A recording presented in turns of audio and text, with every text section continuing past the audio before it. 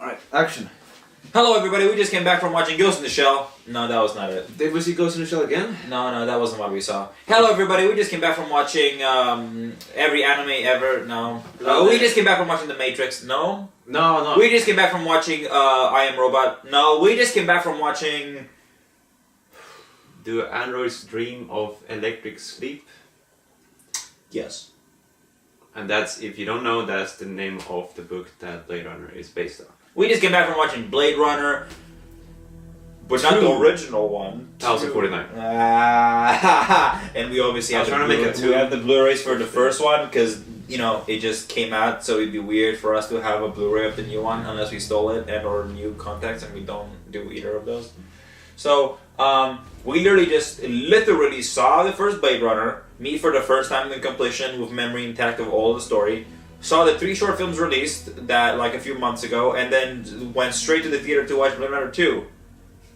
Yeah, we did. So we got the full Day. Blade Runner experience.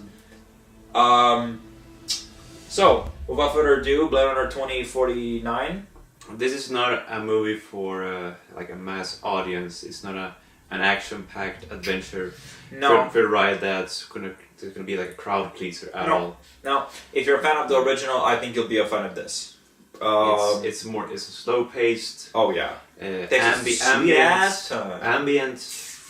noirish, thriller, sci-fi noir, science fiction. There's a lot of different elements to it. Even elements from Western films. Yeah. You can even go that far. Basic point is that it's not one of those. It's not your typical entertainment movie. No. It's more of a thinking man's movie. But Though more like, let's entertain. Let's sit down and be quiet and actually pay attention and let's see what they have to say on screen movie. Yeah. Rather than shove popcorn in your face and Spider-Man said a joke. Hey, leave my Spider-Man out of this, you fuck. Nothing against Spider-Man, but it's a different type of movie. Yeah, prepare your butts. You're not going in here to watch a fucking shootout. Personally, as a person that knew of Blade Runner, but never really remembered what it was about or seeing it, I just always thought it was like a dystopian future with like an action-packed film. And we saw the first one, I was like, oh, that is not what this is at all. Then we saw this one, I'm like, oh, it's still not what it is, which is good, because it'd be weird if this one would become a shootout movie. That would be weird. I like it. It's nice. It follows similar beats of finding people and yet different. So it's the same but yet very, very, very different. It's great. Ryan Gosling is the shit. He's amazing. You want to fight? Yes. So. If you said that to you, that would be fun. I mean, fuck. I guess I could be the guy who got my ass kicked by Ryan Gosling. So sure.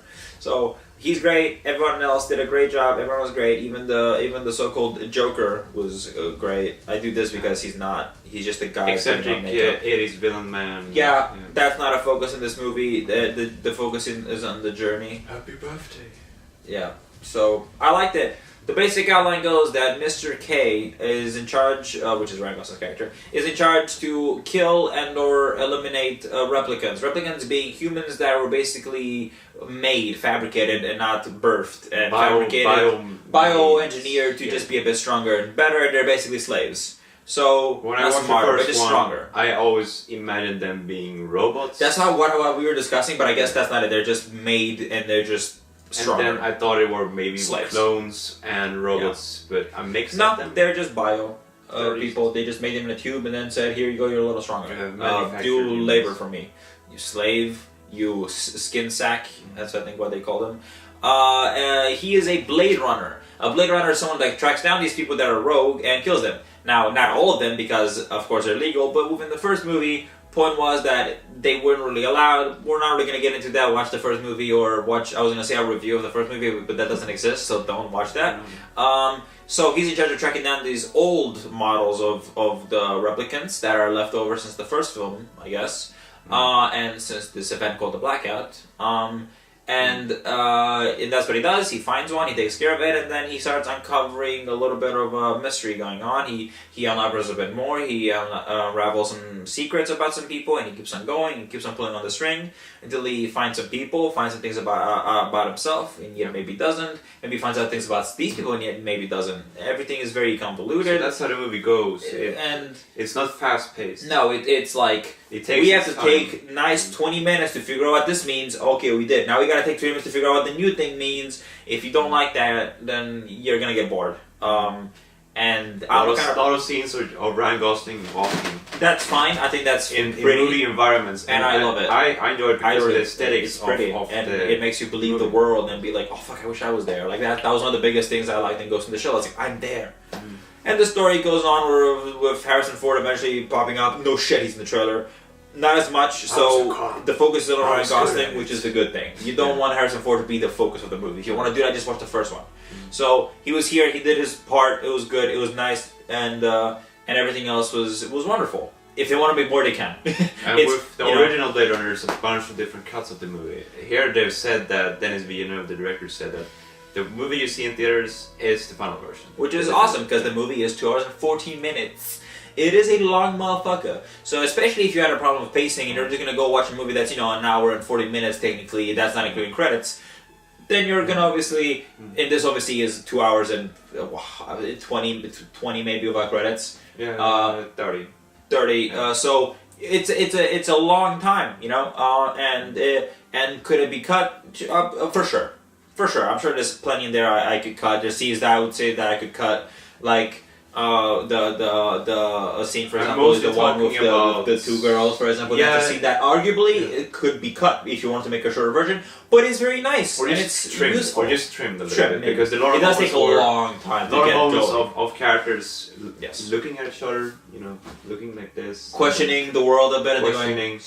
And then would you like a glass of whiskey? Walking over there, walking here. Let's walk to the next 5 rooms as we pan through each room. A lot of chewing of the scenery. Yeah. You want to stay in the locations as long as you possibly can. There's for sure a bunch of real places they filmed in, like practical, which is the best. It's like, yes, I wish I was there. Not as much green screen, not noticeable green screen that is. And the overall design of the effects and visual effects craft. It was great. It was fantastic. Is wonderful. It's fantastic.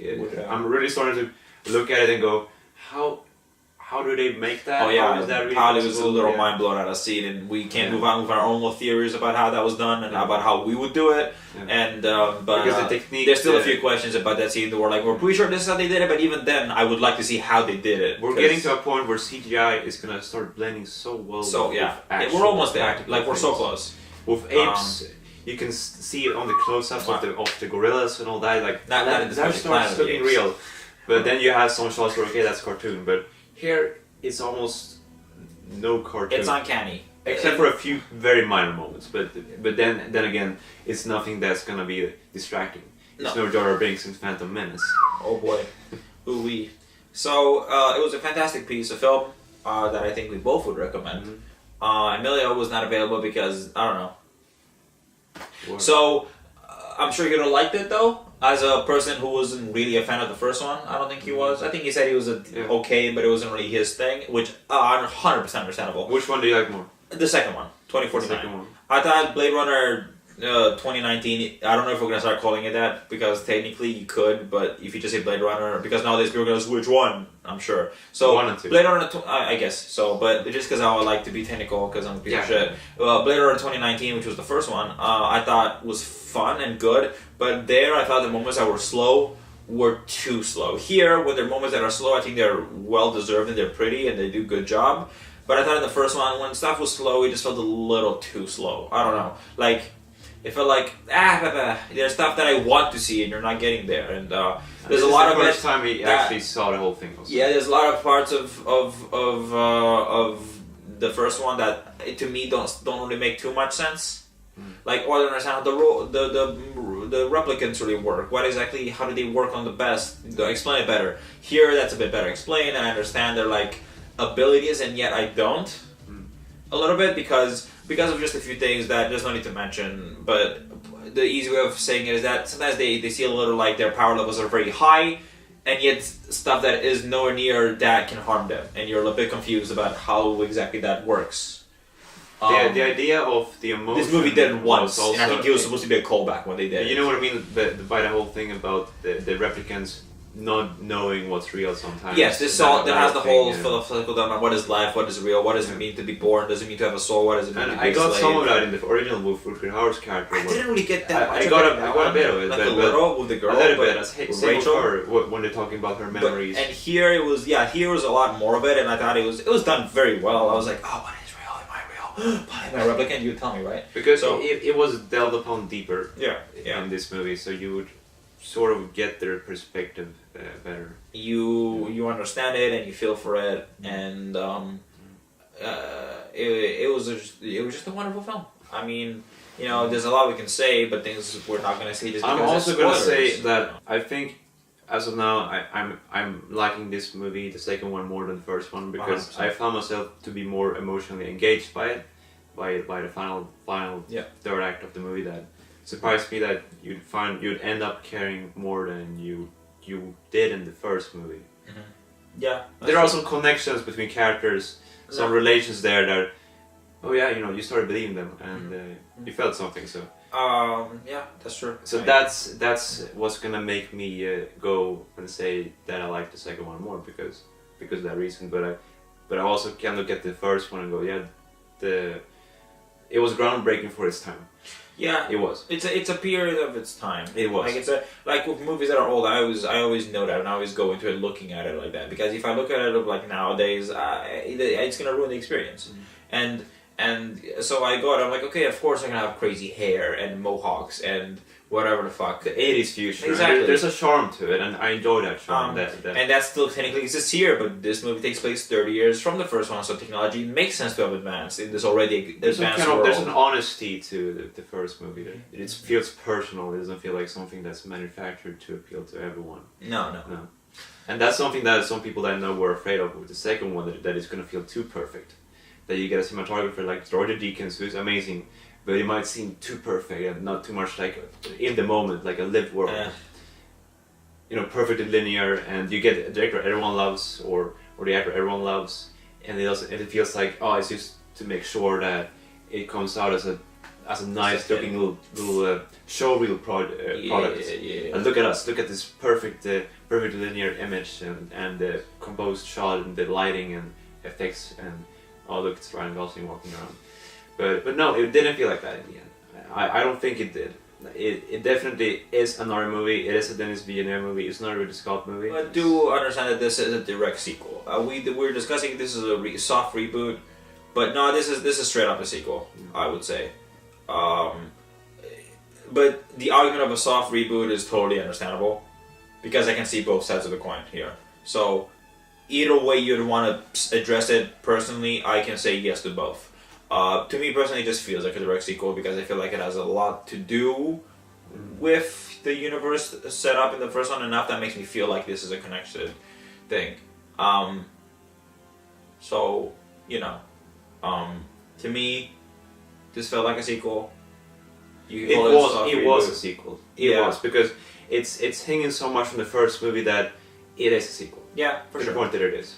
It's good. We like the plot devices are left from the first movie. Yeah. That's what drives it is. Yeah, that's true. Yeah. That's good. So it's gonna help if you see the first one, but you can also go in completely... I think you'll do fine. You'll get the gist. You'll understand. Completely blind. You're not gonna be lost. You can go in completely blind and you can enjoy it. You're not gonna just be like, what? Who's what now? You'll get explained. As blind as Jared Leto's character in the movie. Oh fuck! Was he blind? He performed the scenes blind. They actually got some kind of lenses on him, so he couldn't see. Oh.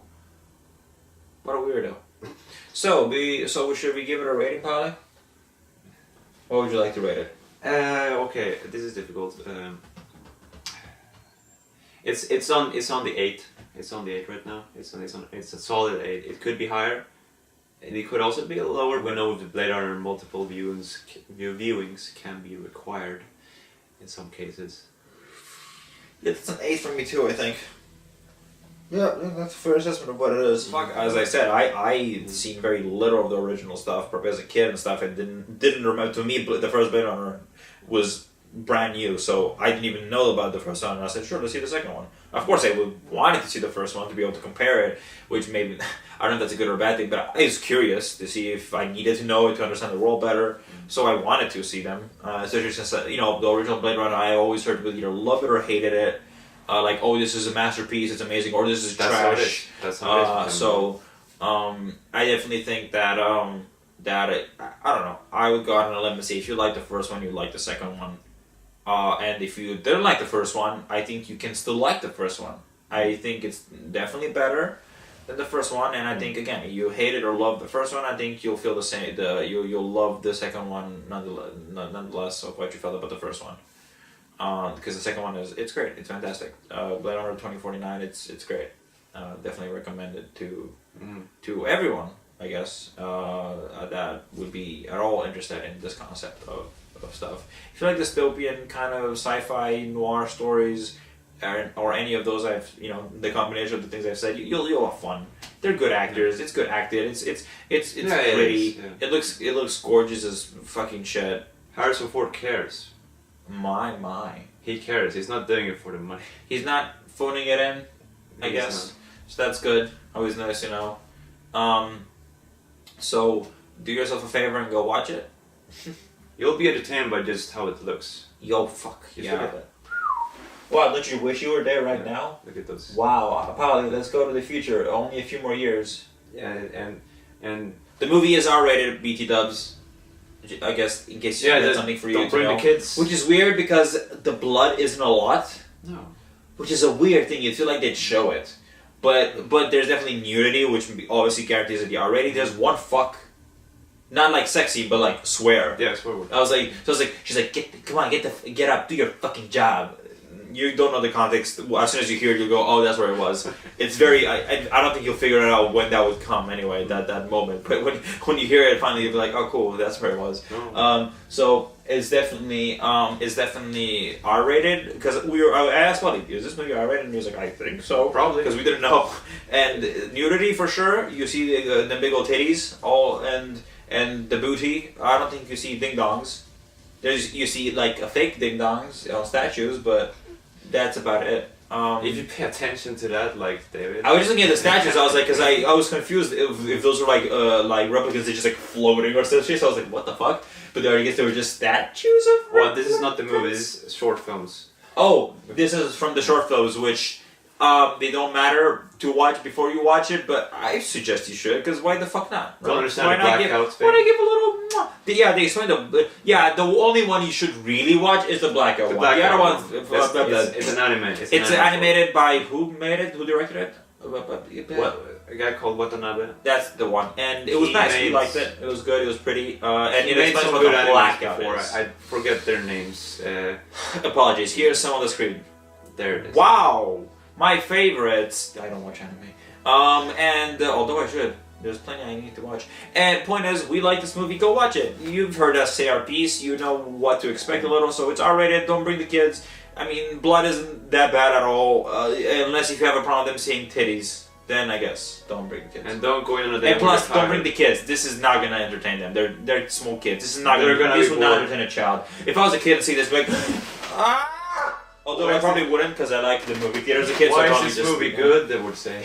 Yeah. So, I liked it. Why are the two women sinking and becoming one? Yeah. Ooh, those spoilers. Watch the movie. Go get out of here, you crazy kids. Go. Another successful review. I guess so. We did it. Your favorite character was the dog. Yes. Harrison Ford's dog. He better have lived. It's funny seeing Harrison Ford run. Like the whole. That was pretty amazing. Yeah. My reaction was just like see him run that hallway. Spoilers for Force Awakens, I guess. You'd be warned. Like I see him running, I'm like, oh, I was in Force Awakens, kid. I know how it ends for me. And then he's like running away from that. That's what it felt like to me. Ryan Gosling whooped the little asshole. Oh yeah, you don't. Bang bang.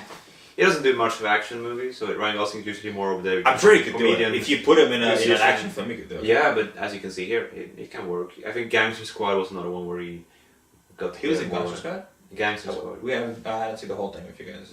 I haven't seen Gangster Squad. Wait, what the fuck? What the fuck? The one with Sean Penn. What the fuck we were watching with the London kids and the fighting in the streets and it's London and there's gangs and Liam Neeson dies at the beginning. That's Gangs of New York. Oh. That's a Martin Scorsese movie. I don't know why I thought it was the same movie. Or that old, the romantic movie, this one, Sweet Valentine, this one, and of course Drive is another one of those. Ah. Yeah. And I was gonna say Neon Demon, but no, it's Only God Forgives, where he gets punched a few times. Now we're distracted. We're not even talking about Blade Runner. You actually, hey, you're cosplaying as Ryan Gosling in Only God Forgives. Or I'm just dressed nice. But cosplay. Well, thank you for watching, everyone. You want to say something, your reaction on the twists or anything, or? They were good. I expected. They were good. I expected what I was gonna be told. I was told that they were good. I was then expecting something else, and it wasn't that. Then I was thrown another ball, and it will surprise me. And then, so it kept my expectations on the run. I'm sure someone out there's gonna be like, "Oh, I knew from the very beginning this and that and this. They didn't fool me." So congratulations. But for me, I thought something was gonna happen. They gave it to me. Then they twisted it around, and I was like, "Oh shit." Yeah. Awesome possum. Some tension-filled scenes at the end, which definitely Oh boy, were good. I wish I was like, holy shit, stop doing that thing and go and help that person, you fool, my god. So the frustration was at the right level, although it's so annoying in some ways because I don't like the bad guys getting away. Yeah. And they do. I guess you could say they get. I don't know. It's one of those things where like I don't really think there was a focus on bad people. No. It was a race to get to a place. Yeah. Can't wait for Blade Runner 2094 or 3036 or something like that. Whatever. We're gonna be in the next Blade Runner. I don't know. Or watching it if they do another one. I mean, we'll watch it. I'd like to be in it. That'd be fun. It's open-ended, so if they want to make more, they could make more. I mean, they're all open-ended. It's basically an end that is good enough. But if you want to make more, you can make more. Just like they did with Star Wars. I guess. So, I mean, Star Wars ends. You can make more though. It's like so. All right. You can make a sequel to Drive if you want to. You can make a sequel to anything if you really, really want to. You can make a sequel to Clank. Maybe not. Apologies for my burp. That was disgusting. Oh, I see what you did there. Bye, everybody. See you later. Enjoy your that food. I know you ate while watching this. You're welcome. So how many food do you think ate while watching this? I don't know. And if Emilio, if you get this out of the 10 people who watched the video, 5 would is usually gonna be us. So. And Emilio, if you got this far watching this, fuck you. And if anyone else got this far watching this, thank then you. We're glad. Thanks for watching. And do watch Blade Runner 2049 if you like movies like this. I'm gonna like it's worth checking my phone now. So worth checking out. Well, what do you think of the Joker in the movie? Fuck you. That's not the Joker. I'm the Joker. You don't know what pain is yet. You will learn. I was a cop. I was good at it. So there, what do you think of the Lego Ninjago movie? Yeah, you liked it? We haven't seen the Lego Ninjago movie. Yeah. You know, I like the scene where Garmadon, where he does that thing. We haven't seen the movie, Pauli. Yeah. What do you think of Kingsman? We also haven't seen that. What do you think of the Mother? I don't want to see Mother. You saw Mother. I saw Mother. Pauli, are you a Blade Runner? Still such a weird fucking name though, right?